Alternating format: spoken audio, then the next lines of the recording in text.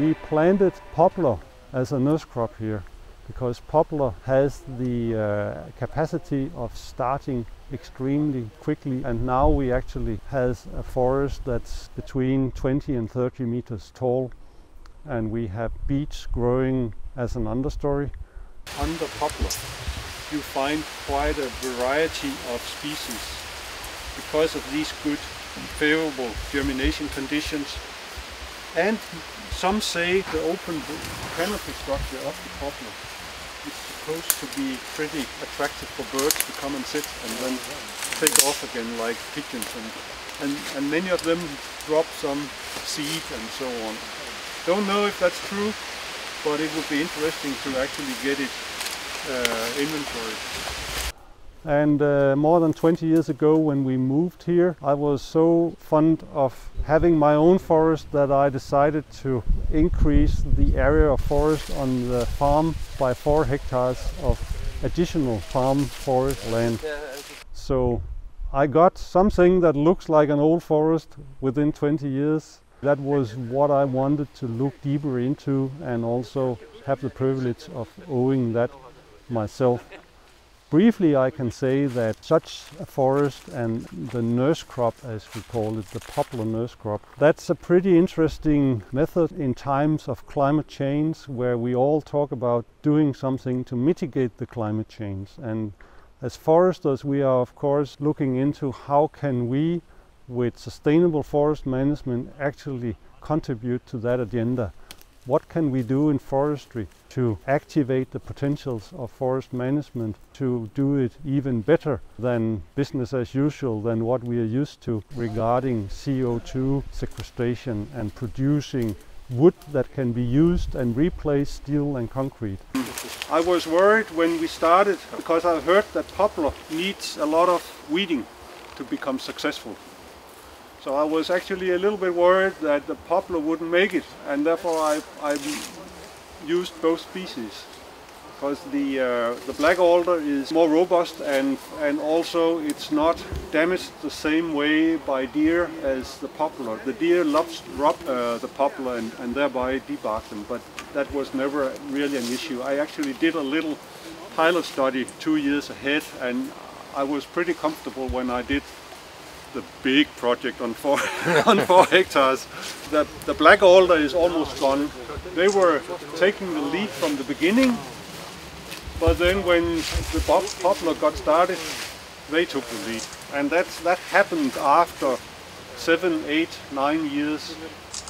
I had done them myself, small, actually containerized cuttings.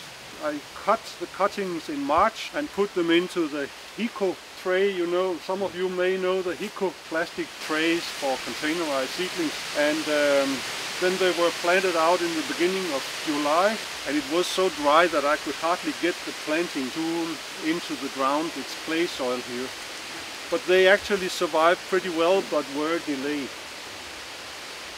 Poplar forest on good clay sites that we are having in this part of the country. Within 5 years they can reach the capacity of sequestrating 25 to 30 tons of CO2 per hectare a year. And that's about 2-3 times larger than Danish forest in average. That's a way to actually increase the mitigation effect of managed forest.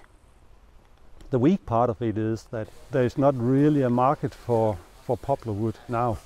But as we are looking into a shortage in the global wood supply, I bet industries and people will adapt to use the quality of wood needed rather than the best quality everywhere just because it's sold too cheap, the price is too low on good wood, because the whole green transition is putting a pressure on the land resources we have globally.